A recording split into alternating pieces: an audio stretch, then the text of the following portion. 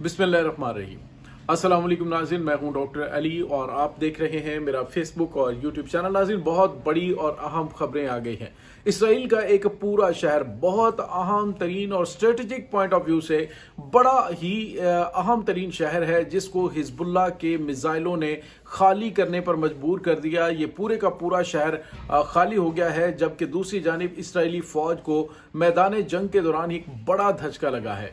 Israeli फौज का हमला करने के लिए असलहा और गोला बारूद ही चोरी। इसकी तमाम तफसीलात आपके साथ शेयर करेंगे। वीडियो की तफसील में जाने से पहले अगर आपने हमारे चैनल को सब्सक्राइब नहीं किया हुआ तो काइंडली इसको सब्सक्राइब कर लीजिए और बेल आइकन को ज़रूर दबा दीजिएगा ताकि हमारी आने वाली वीडियो सबसे पहले आप तक पहुंच सके। नाज़रीन, हम आपके शुक्रगुजार हैं जो आप हमारे वीलॉग्स को देखने के लिए वक्त निकालते हैं और कमेंट सेक्शन में अपनी मोहब्बतों का इजहार भी करते हैं।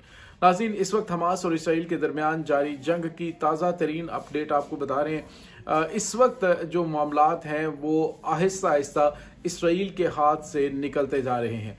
नाज़रीन, होता यह है कि जब भी कहीं पे जंगें लड़ी जाती हैं तो जंगें कौम के साथ की वजह से लड़ी जाती हैं। आपको याद होगा 1965 वार का, कि जब पाकिस्तान की तादाद कम थी और पाकिस्तान से कई गुना ज़्यादा दुश्मन ने पाकिस्तान पर जब अटैक किया तो पूरी पाकिस्तानी कौम अपनी फ़ौज के साथ सीसा पिलाई दीवार बनकर खड़ी हो गई।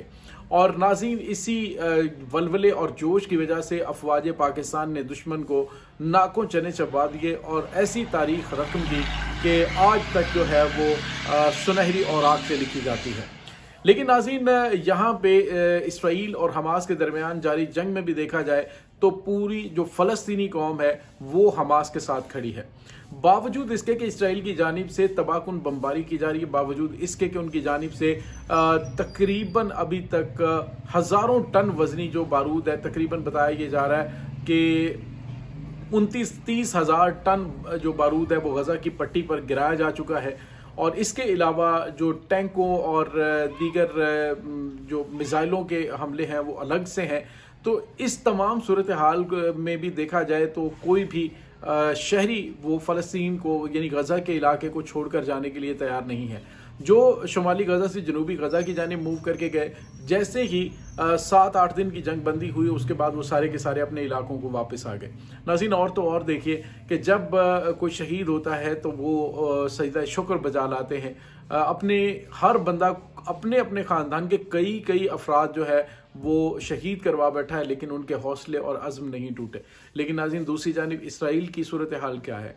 इसराइल के अंदर इस वक्त शदीद तरीन बहरान चल रहा है। इसराइल की अवाम इसराइली हुकूमत के ख़िलाफ़ है। इसराइली फ़ौज जो कि गज़ा से वापस जाती है उस पर इसराइली अवाम टूट पड़ती है और उनको जूतों से इस्तकबाल किया जाता है। नाज़रीन, और तो और इस वक्त सूरत हाल ये है कि हर कोई अपना अपना उल्लू सीधा करने में लगा हुआ है। हुकूमत के दरमियान और अवाम के दरमियान शदीद तरीन इख्तलाफ है। इस वक्त इसराइली अवाम सिर्फ़ और सिर्फ एक ही मुतालबा कर रही है और वो कह रही है कि नेतन्याहू को फ़ौरन ही इस्तीफ़ा दे देना चाहिए, उसको फौरी तौर पर हुकूमत से अलग कर देना चाहिए।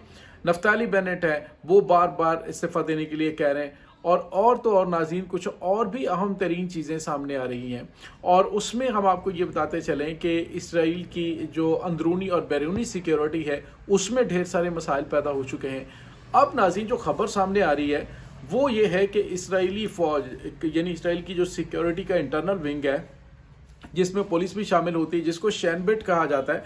नाज़रीन, शैन बेट जो है वो इसराइली फ़ौज को प्रोवाइड की जाने वाली जो हथियार और गोला बारूद है उसको चोरी करना शुरू हो गई है।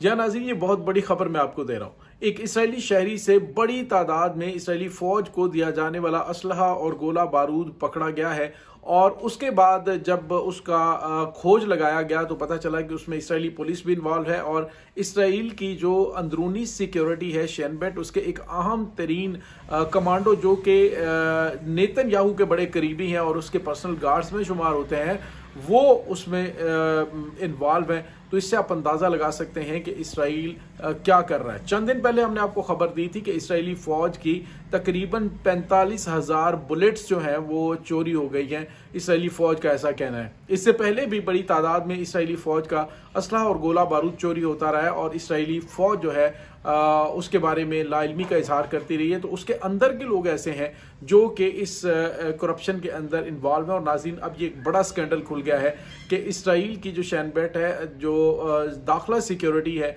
और उस वो इस वक्त एक बहुत बड़ी करप्शन यानी कि चोरी के जो मामलात हैं उनमें उलझी हुई दिखाई देती है कि जब मैदान जंग सजा हुआ है। दूसरी जानिब नाज़रीन, एक और बड़ी खबर आ रही है और वो है किर्यात शमूना के हवाले से। किर्यात शमूना जो कि एक अहम तरीन शहर है, हिजबुल्लाह लिबनान की जानिब से मुतअद्दिद हमले उस पर किए जा चुके हैं। कपल ऑफ टाइम उस पर हिजबुल्लाह की जानिब से मिसाइल हमले किए जाते हैं। और आज जो किर्यात शमूना के मेयर हैं उनकी जानिब से कहा गया जी 90% किर्यात शमूना खाली हो चुका है। नाज़रीन, इससे पहले हमने आपको बताया था असदूद शहर खाली हो गया है, फिर हमने आपको बताया था इलाद जो कि पोर्ट सिटी है वो खाली हुआ है, हीफा शहर जो है वो खाली हो चुका है।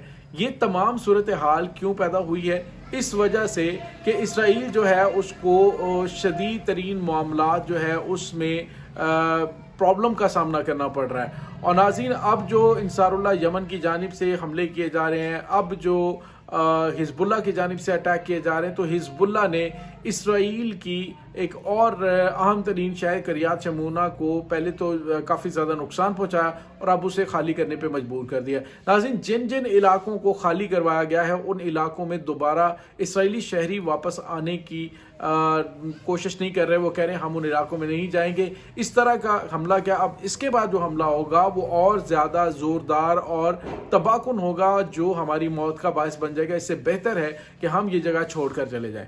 आप एक तरफ देखिए इसराइलियों का जज्बा और एक तरफ देखिए अपनी ज़मीन और मिट्टी से मोहब्बत का जज्बा फ़लस्तीनियों का।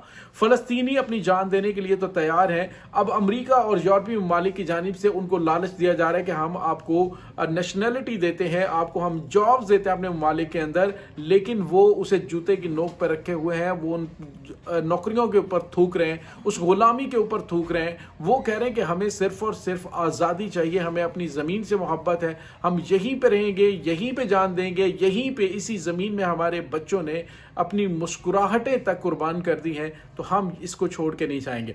नाज़रीन, दूसरी जानिब आपको ये बताते चलें कि इसराइली फ़ौज को शदीद तरीन मसाइल का सामना है। फ़ौज की सतह पे बहुत सारे लोग फ़ौज में नफसियाती मसाइल और दबाव का शिकार होकर अब भागते हुए दिखाई दे रहे हैं।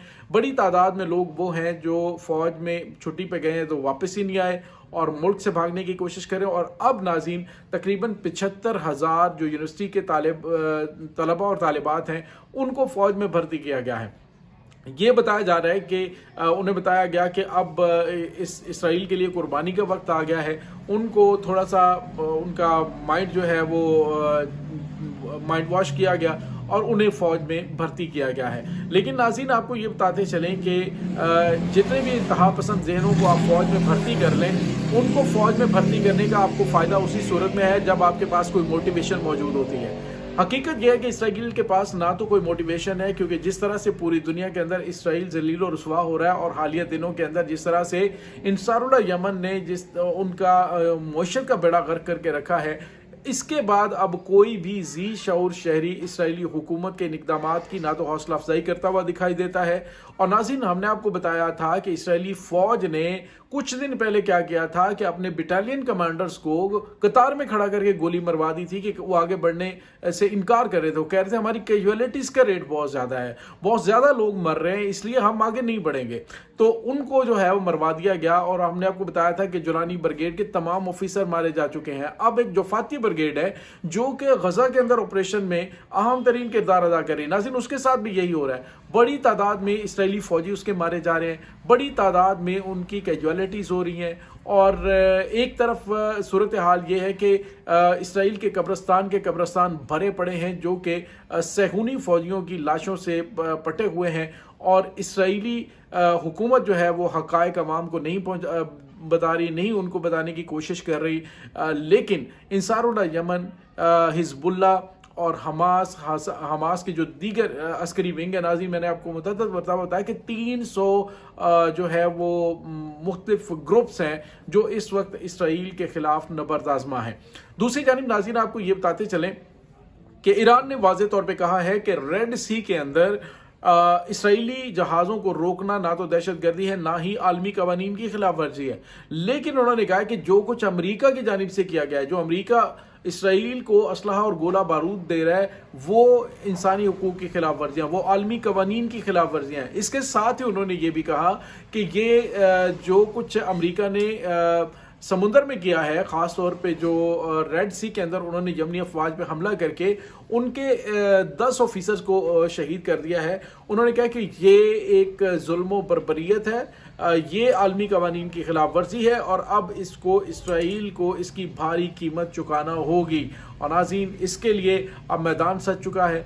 बहुत जल्द नाज़रीन आपको बहरा अहमर से यूरोप के लिए, अमेरिका के लिए, बरतानिया के लिए बहुत बुरी बुरी खबरें सुनने को मिलेंगी और इसके लिए उनको अब तैयार हो जाना चाहिए। नाज़रीन, इस तमाम सूरत हाल के बारे में आपका क्या कहना है? कमेंट सेक्शन में अपने ख्यालात का इजहार जरूर कीजिएगा। इंशाल्लाह मिलते हैं एक नई वीडियो में, तब तक के लिए अपना बहुत सारा ख्याल रखिएगा। अल्लाह वारिस।